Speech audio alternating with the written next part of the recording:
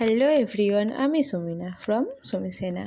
আজকে একটা এক্সপেরিমেন্টের ভিডিও নিয়ে এসেছি, এটা বলতেই পারো, কারণ আমি আজকে ভলিনি স্প্রে করে দেখব, যেটা আমি অনেক ভিডিওতে ইনস্টাগ্রামে বা ফেসবুকে দেখেছি ভলিনি বা মুভ স্প্রে করে মেহেন্দি দেওয়ার পরে। কিন্তু আমার জানা মতে অর্গ্যানিক মেহেন্দি অ্যাপ্লাই করার পরে আফটার কেয়ার করলে একটু জল বা পানি অ্যাভয়েড করলে, আর যদি খুব বেশি কেয়ার করতে চাই তাহলে লবঙ্গ ভাপ নিলেই ভালো কালার চলে আসে। কিন্তু ভলিনি বা মুভ স্প্রে করার ফলে কি এমন হয় বা কেমন কালার আসে এই বিষয়ে আমার কোনো ধারণা নেই।